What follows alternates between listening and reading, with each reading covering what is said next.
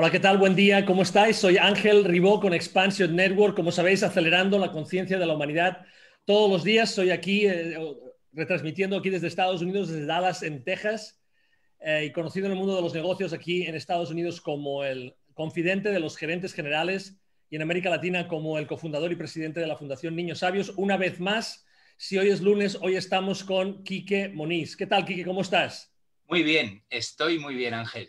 Me encanta presentarte siempre como una de las personas más apasionadas en el mundo por el, el despertar de la conciencia. ¿Qué tendrá el Sí. despertar, eh? ¿Qué tendrá ese concepto de despertar, Quique? Pues el despertar es la plenitud, es tenerlo todo al mismo tiempo y poderlo sentir y poderlo celebrar. Despertar, ¿despertar de qué? Despertar, ¿cuál es ese sueño? ¿Cuál es esa, cuál es esa catarsis que tenemos que hacer para poder despertar?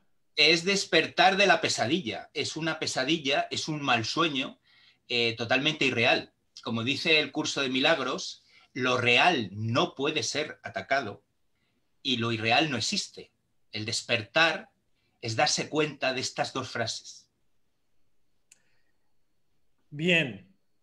Recuerdo una famosa líder espiritual aquí en California que de repente, seguramente que sabrás de quién estoy hablando, que de repente vivió todo el mundo intentando, o toda su vida intentando apelar a esa parte de las personas que les permite despertar, pero al no conseguirlo cambió su vida totalmente y empezó de hecho a dudar incluso del curso de milagros. Qué curioso que tú estés hablando justamente de esto el día de hoy. Uh -huh. Em, ¿Qué papel consideras que el curso de milagros podría hacer en la vida de las personas si empezaran a conocer incluso solamente su existencia? Haría mucho, pero de todas maneras, a mí el curso de milagros, cuando vi en las 1000 y pico páginas Biblia y este tocho tan grande y tan enorme y tan pesado, la intuición me dijo, tiene que ser mucho más fácil. Y entonces dije, ¿qué hago entonces? Me dice, destílalo. Y la destilación del libro de milagros es la que acabo de decir. Eh, mm, lo real, lo auténticamente real, no puede ser atacado.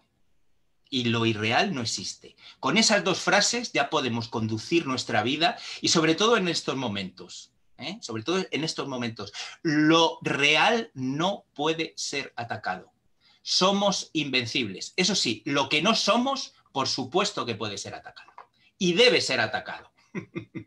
Exacto, entonces el discernimiento, ¿no? O sea, ¿dónde está ese discernimiento? ¿Cómo podemos saber si estamos nosotros atacando lo correcto o obviando el ataque a aquello que Pues debería ser atacado? te voy a contestar de una manera tangible. Mira, lo real, lo auténtico, lo verdadero, siempre nos relaja. Lo que no es auténtico nos contrae, ¿cómo se llama? Nos produce contracturas, nos produce tensión interna. Los caminos auténticos nos llevan a un empoderamiento, sentimos poder. Los caminos falsos nos llevan a un debilitamiento. Los caminos falsos nos llevan a un orgullo y los caminos auténticos nos llevan a un agradecimiento. Hay una serie de reactivos, de test, de cómo vemos si estamos en el lugar bueno. He dicho la relajación, el sentirse fuerte y el agradecimiento. Y el otro es un sentirse tenso, es un debilitarse y un sentir un orgullo. ¿Eh? Es bien diferente un camino de otro. ¿Podría ser que nos acostumbráramos a vivir en ese estado de no relajación y no nos diéramos cuenta de la diferencia? Exactamente, eso es lo que está ocurriendo, Ángel Ribó, eso es lo que está ocurriendo ahora mismo, que es un estado que ya es el estado natural entre 10.000 comillas. El estado natural es una cosa que llama Stephen Gilligan el bloqueo neuromuscular. Es decir, es una contracción que no solo es a nivel muscular, sino que ese bloqueo neuromuscular, que ya sabemos que es toda la parte alta, lo típico, sino todos los quiroprácticos y osteópatas no se ganarían la vida si no hubiera ese bloqueo neuromuscular, que ocasiona dejarnos inmovilizados en ese ego, en esa personalidad y en ese sistema de creencias, donde no podemos crecer, no entra nada nuevo, es todo sota, caballo y rey, sota, caballo y rey, ego, personalidad, sistema de creencias. ¿Y dónde está el origen? ¿Dónde está el origen de esa falta de discernimiento? Nos has explicado cómo lo sentimos, cómo físicamente en esta dimensión lo sentimos, pero ¿dónde está el origen de eso? El origen es un origen muy misterioso y muy delicado de contar. El origen está en un diálogo que se produce en nuestro interior de una voz semiconsciente, depende, si somos muy conscientes esa voz la oímos casi como ajena, y si somos muy inconscientes pensamos que es una parte de nosotros que nos está hablando. Pero resulta que esa vocecita no quiere nada bueno de nosotros, nos está diciendo: no puedo, no llego, no sé, no es el momento, vamos a hacerlo otro día, esta no es la ocasión. Y entonces nos preguntamos, ¿esta voz no está velando por mí, no está velando por darme aliento, no está velando por hacerme caminar hacia adelante? Me está deteniendo, me está retardando, me está debilitando, me está desangrando. Esa voz llega un momento en que cuando vamos despertando nos damos cuenta de que no es una parte de nosotros, es algo que está en nosotros que no quiere eso. Y es más, a medida que vamos siendo conscientes, vemos que se está alimentando de esas limitaciones que nos está provocando desde dentro. El triunfo de esa voz es convencernos de que nosotros somos esa voz. En el momento que tenemos el coraje, el arrojo, la voluntad y la consciencia de ver que no somos nosotros y nos desidentificamos, en ese momento dejamos de nutrir a una energía que es la que estaba eclipsándonos, la que estaba encumbrando, la que estaba tapando nuestra conexión con la fuente. Nuestra conexión con la fuente. Esa conexión con la fuente.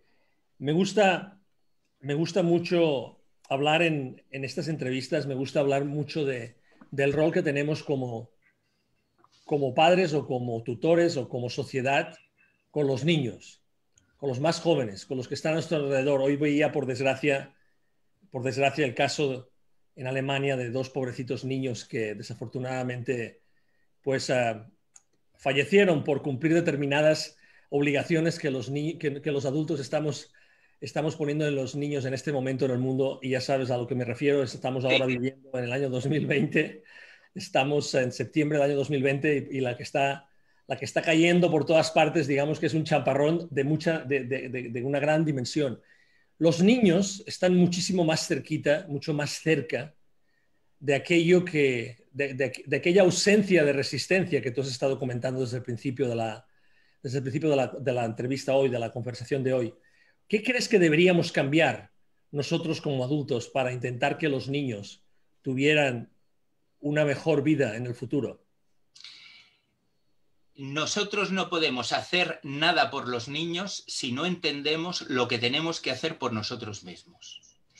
Nuestros hijos no aprenden de lo que les decimos, ni siquiera de lo que hacemos. Los niños aprenden de lo que somos, aprenden de nuestra esencia profunda.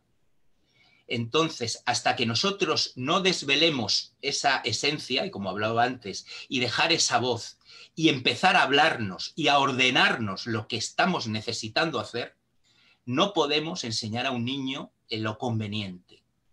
El niño enseguida va a ver que decimos una cosa y sentimos otra y hacemos otra. Y en esa incoherencia se está moviendo nuestra sociedad.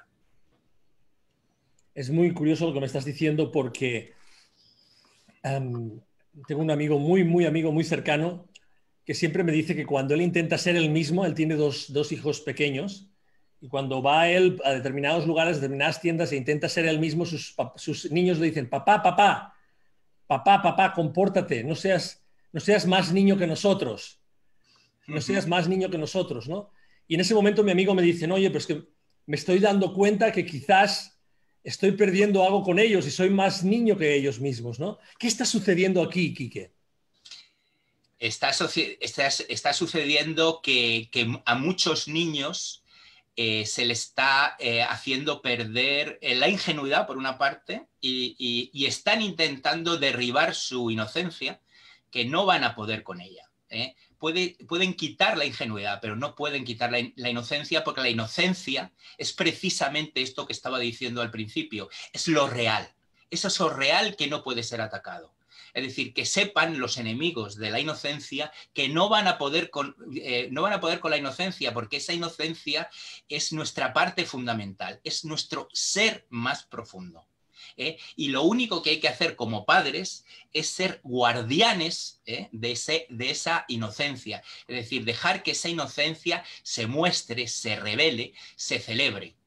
Entonces, muchas veces estos niños están acosados por un montón de miedos totalmente ajenos, por un montón de enseñanzas totalmente implantadas, limitadoras, y muchos padres, por ejemplo, como tú o como yo, han visto esta trampa tan enorme, se han quitado de encima muchísimo lastre y ahora mismo están enseñando paradójicamente a sus niños a ser niños.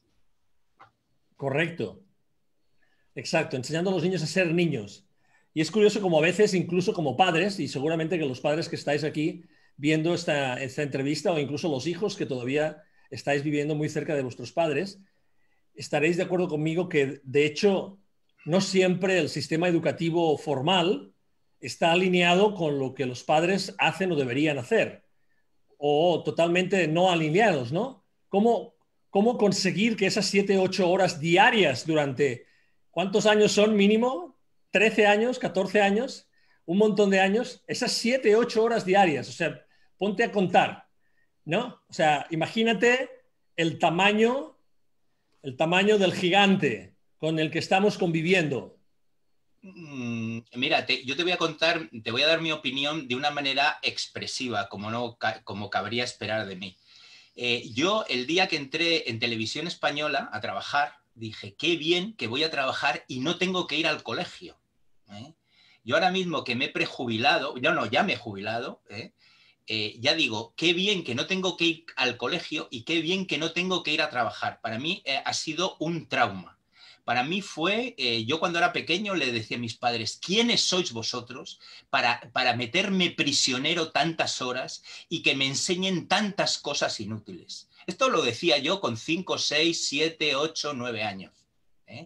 Y en cambio en casa tenía un microscopio y estaba estudiando histología, tenía cultivos, es decir, tenía un amor por el conocimiento enorme. Me estaba leyendo las biografías de Pasteur, de María Curie, de Edison, o sea, era un autodidacta, pero en el colegio veía todo lo contrario, que era la negación del saber, la negación del discurrir y el principio y la iniciación a una esclavitud.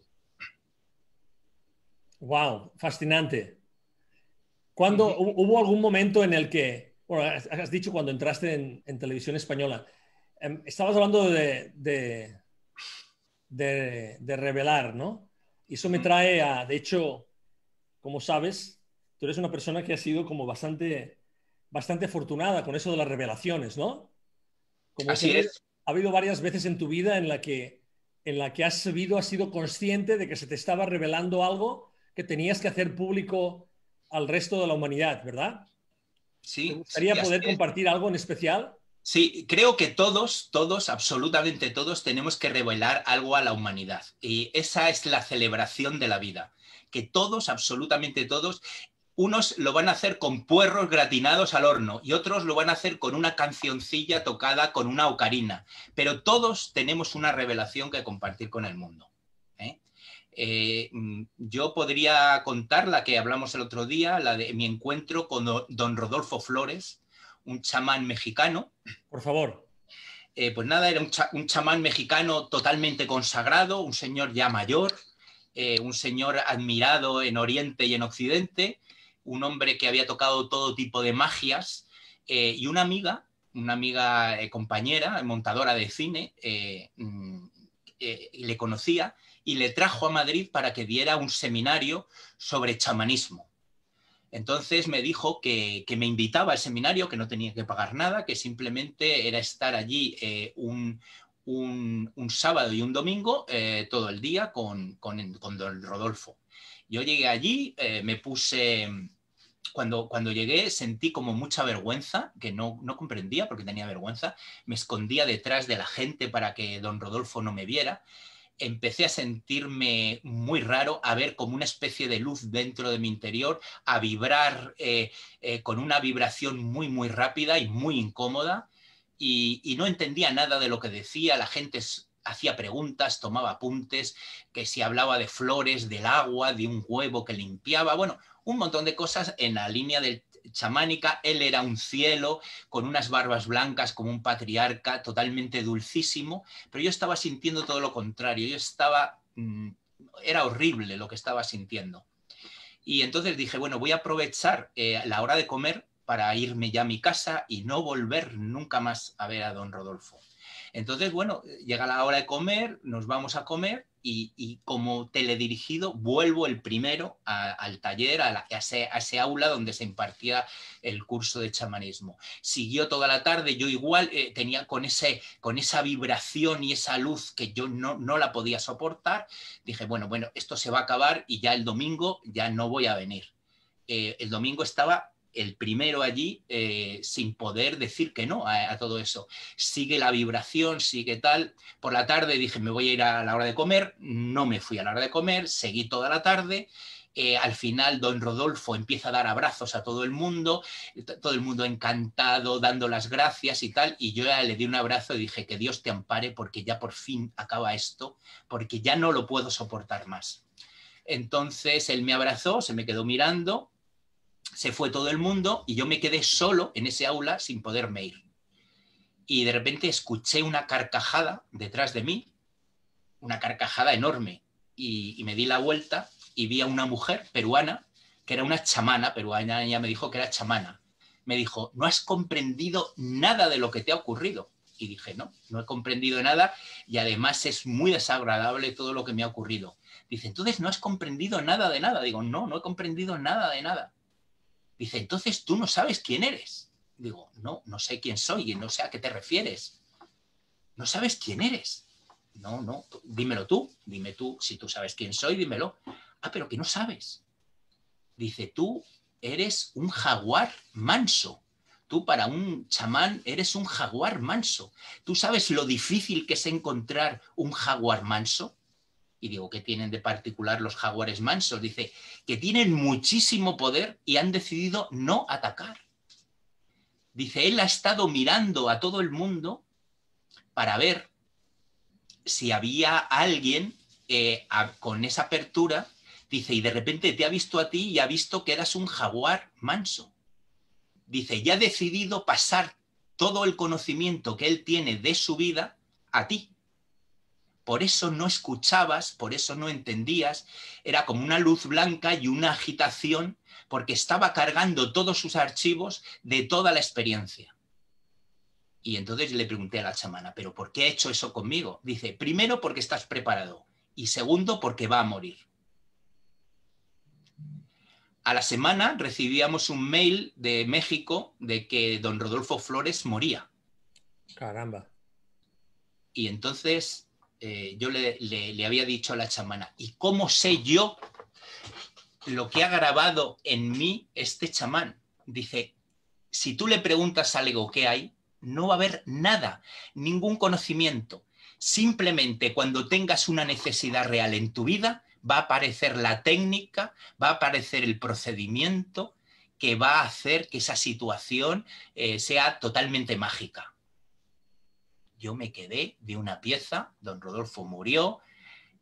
Un amigo que se llama Jerry me llamó los días siguientes y me dijo que tenía su madre estaba muy mal, tenía el coxis con un dolor terrible. Vivían en Melilla, que está en África, es una parte de España que está en África, y y decía que se sentía muy mal y que además vivían con su padre, vivían prácticamente como divorciados, como separados. La madre decía que no salía de su habitación con unos dolores terribles, que comía y cenaba dentro de su habitación y que además había un desencuentro matrimonial horroroso. Y me dijo que si yo podía hacer algo por ella, porque los médicos habían dicho que no tenía nada y que no había nada que curar, pero esta mujer estaba muy dolorida desde hacía varios años. Entonces yo dije, bueno, como yo sabía hacer Reiki, dije, bueno, dame una fotografía de tu madre, que a ver qué puedo hacer yo, pero de una manera muy vaga. Y entonces en el último momento le dije, mira, en vez de darme una foto de tu madre, dame una foto de tu madre y tu padre que estén juntos. No sabía por qué decía eso y entonces él me hizo llegar una foto de este matrimonio, así muy bien vestidos porque venían de una boda y no sé qué. Bueno, pues yo por la noche mi intención era hacer Reiki a distancia y mandarles y tal, y de repente aquello no salió. Y entonces cogí con el pulgar y el índice esta foto y se la puse a la madre en el corazón. Y entonces empecé a sentir unos latidos. Pa, pa, un latido, pa, pa. Y entonces mi razón me dijo, estos latidos son los tuyos, son los de tus dedos, son los de tu corazón, no son los de ella. Entonces yo seguí, por mucho que la lógica me dijera eso, y le puse, estuve como 3 o 4 minutos sintiendo los latidos bastante fuertes de la fotografía y luego se los puse al padre. Y para mi asombro vi que tenía otro latido completamente diferente. Y dije, esto ya no puede ser mío, yo no puedo generar 2 latidos fuera de sincro. Y entonces la intuición me dijo que tuviera unos minutos y de repente, pa, pa, pa, pa, pa, pa. Y a los 10 minutos se acompasaron, pa, pa, pa, pa, cada vez más fuerte, pa, pa, pa, pa. Bueno, ahí lo dejé, cuando vi que estaban perfectamente acompasados, dejé la foto, apagué la luz, me fui a la cama, serían las 1:30 de la madrugada, dormí plácidamente y al día y medio así me llama Jerry y me dice que a su madre se le ha quitado totalmente el dolor y que es todavía más grande. Dice que todo Melilla lo había visto porque su padre y su madre iban cogidos de la mano paseando por todo Melilla. Y que su casa se había llenado de gente que iba a ver cómo ellos estaban en una armonía muy difícil de explicar. ¡Wow! Tremenda historia. Y entonces supe que era en los archivos del queridísimo don Rodolfo Flores. Entonces me estás diciendo que cualquier situación que se te presenta, entonces, básicamente lo que haces es estar plenamente presente en esa situación y se te presenta la forma en la que tienes que manejarla. Así es. Yo no sé qué me han visto, pero no solo está don Rodolfo Flores, está Ali Honsi, que es digamos, el iniciador de un movimiento que se llama Falun Dafa, Ghislaine Langtok, que es una mujer que escribe La mafia médica, que es una médico canadiense, Ramana Maharshi. Es decir, tengo el corazón como una casa de huéspedes. Es decir, algo debo de tener que ellos vienen a mí, yo no voy a ellos, ellos vienen a mí. Yo me muero de vergüenza porque son gente que tiene una talla enorme, pero tengo que también que ser sincero y decir, mira, son mis profesores particulares que llegan, se meten dentro de mí y además hasta que no he aprendido no se van. Por ejemplo, en el caso de Ramana Maharshi, pues no me deja ni a sol ni a sombra. Pues no sé los años que llevará conmigo, pero sigue conmigo. Oye, ¿y no te has planteado quizá cómo voy a conseguir, cómo cuando mi cuerpo físico decida que ya fue suficiente, cómo voy a conseguir que eso trascienda a mi propia realidad física y sea capaz de transmitir? ¿Te has planteado el poder transmitir eso a otras personas? No hay ningún problema porque me convierto otra vez en una niña preciosa que va a empezar a canalizar a los 7 años, da igual.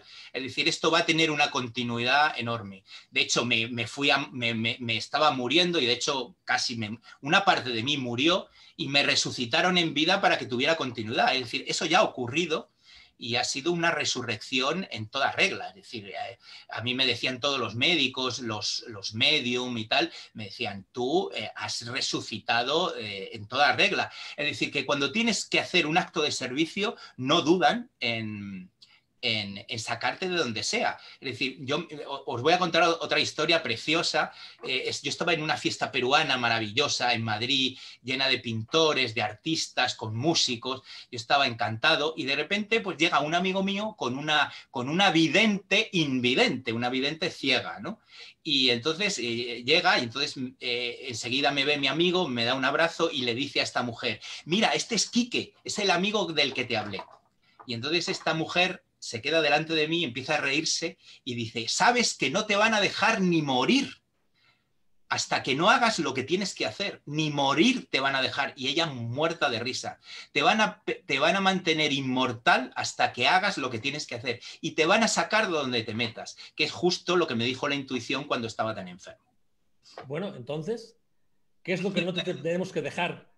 ¿Qué es lo que no tenemos que permitir que no pase contigo, Quique? No lo sé, desde luego,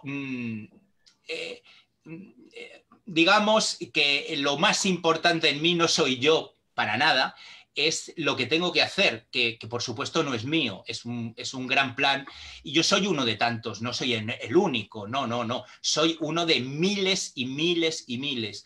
Yo soy un tipo que ha estado de realizador en televisión, pero hay albañiles en los andamios, hay pastores en las praderas, es decir, están diseminados por todos sitios. Y yo, por ejemplo, doy la cara, lo cuento, pero hay mucha gente que con su presencia está impregnando unos ambientes increíbles, no son nada sospechosos y están transformando mucho más profundamente que yo. Obviamente, habiendo tenido una vida tan intensa en el mundo de los medios de comunicación, una pregunta que inmediatamente me surge es, bueno, ¿cómo eres capaz de recibir todo ese tipo de información y esas enseñanzas y continuar estando en esa Matrix, ¿no? ¿Cuál es Sí. ese, o sea, eso era un conflicto? ¿Cómo conseguías que esos dos como mundos tan diferentes pudieran vivir en armonía? Claro, es decir, un general de división te diría que hay que aprender del enemigo, hay que ser exactamente como ellos para poder, digamos, neutralizarles. Entonces yo tuve la oportunidad de entrar en el corazón de la Matrix, en los medios de comunicación y estudiar el medio de la televisión con una pasión enorme, la comunicación, la seducción, la manipulación, los lenguajes subliminales, estudiar como si me fuera a la vida en ello. Y dije yo, ¿qué hace una persona como yo en un sitio como ese? Pues era un topo, un infiltrado, es decir, estaba aprendiendo toda la técnica, todo el procedimiento de poder comunicarlo mejor y cambiar, digamos, ese mensaje que estaban utilizando. Es decir, estos medios de comunicación son fabulosos si comunicamos a la gente el hacer recordar quiénes éramos. Y estando justamente, ¿tú crees que es posible todo aquello que tú aprendiste, ¿no? Que te sentías como un topo, todo aquello que tú aprendiste es fácilmente, primero, enseñable y segundo, aprendible? Sí, completamente. Además, es simplemente cambiarle el sentido. Todo está muy bien y hay que cambiarle el sentido. Fíjate, si a mí me dijeras y me comprometieras, me pusieras entre la espada y la pared y decir, dame la clave para poder cambiar el sentido a todo esto, yo diría que hay que cambiar el buscar fuera por encontrar dentro. Estoy escribiendo a la audiencia porque me ha parecido fantástico cuál es la clave para poder cambiar el sentido a todo lo que está pasando en este momento. Es darle la vuelta. Dar la vuelta. Los caminos espirituales también buscan fuera. Los Himalayas, el día que tú puedas concentrarte, el día siempre sacan el objetivo fuera de nosotros y marcan una distancia. Esa distancia tiene un trayecto que tenemos que recorrer. Cuando recorremos ese trayecto, ya hemos salido de nosotros mismos. Es decir, la gran verdad es ya está hecho. Como dicen los cherokees, ya se hizo. Es decir, ese ser pleno que quiero ser, ya lo soy, pero mi atención no me permite, digamos, concentrarme en eso. Has hablado muchas veces ya de los Cherokees en este programa. Yo que te escucho con toda la atención de la que soy capaz. Has hablado de los Cherokees en varias ocasiones. ¿Has estado expuesto a su cultura, a su sabiduría a lo largo de tu vida? ¿Tenemos tiempo para que cuente una historia? Por Porque es muy supuesto, bonita. por supuesto. Vamos a ver. Yo un buen día, una amiga me dice que hay una mujer norteamericana, vidente y medium, que es muy interesante porque ella descubre cuáles son tus guías y no solo eso, sino que los dibuja con lápiz y luego lo plastifica y te da el guía y te dice qué es y cómo es y la cara que tiene y quién fue y tu pasado y tal. Y entonces se llama Joyce Morgan, ¿eh? Joyce Morgan. Entonces yo no tenía ninguna ganas de conocer a Joyce Morgan, todo el mundo hacía colas y todo el mundo, y esta amiga estaba empeñada en que yo fuera a ver a Joyce Morgan y yo decía, pero yo qué pinto con Joyce Morgan, yo ya no quiero saber nada. Y entonces al final falló una persona y se quedó un hueco para que Joyce Morgan me viera. Entonces estaba de Dios que yo acabara con Joyce Morgan. Joyce Morgan cogió, se me quedó mirando y me dijo, tú has viajado mucho, tú no sé cuántos, contó toda mi vida. Y luego me dijo, pero veo a los indios. Dice, pero no a los indios de la India, veo a los indios de las praderas. Dice, estoy viendo a tu padre, dice que era un gran líder espiritual de un montón de tribus, todos tenían una gran fe en él, consiguió una tregua enorme con los blancos, dice, y de repente llegaron unos militares del ejército y dice que rompieron la tregua, le dieron 2 tiros en el estómago y se fueron. Entonces se rompió la tregua. Dice, tú cogiste a tu padre por detrás, por la espalda, y le dijiste, padre, te voy a vengar. Y tu padre te dijo, si me vas a vengar, no has entendido nada. Yo en ese momento me iluminé y acto seguido esa energía de mi padre pasó a mí por el hecho de comprender de que eso no se podía vengar. Entonces me dijo, Curtis, el fotógrafo de todas estas tribus, te hizo fotos y eres una persona famosa dentro de estos jefes. Entonces yo un buen día, paseando, vi un libro de Curtis y hay un indio que me conmocionó. Y entonces cogí su foto, la amplié y bueno, la tenía en casa. Un día llegó una amiga que era diseñadora gráfica y vio una foto mía de cuando tenía 30 y tantos años y la foto del indio. Y me dijo, Quique, no te lo vas a creer, sois la misma persona. Ella no sabía nada. Sois la misma persona. Y ella, como era diseñadora gráfica, me puso sus plumas y me enseñó las 2 fotos que ahora te las voy a mostrar. Curtis hizo una foto al jefe indio 2 Lunas, que fue el que venció en la batalla Little Bighorn y mató al general Castell. Se fue a la Casa Blanca, habló con el presidente, no sé si me parece que era Jefferson, habló con el presidente y consiguió un montón de tierras para asentar a todas las tribus que estaban allí. Y esa es la historia del jefe indio 2 Lunas. Ahora te voy a enseñar las fotos. Adelante, adelante. Me tienes aquí en ascuas, Quique. Esta es la foto del jefe indio 2 Lunas y esta es la foto mía cuando tenía 25 años. Caramba. Mira sobre todo la expresión, la actitud. No sé si la puedes ver. Sí, sí, totalmente. Lo que pasa es que no quiero hablar porque entonces la cámara me pone a mí en primer plano. Adelante, adelante. Bueno, pues ahí tienes... Fascinante.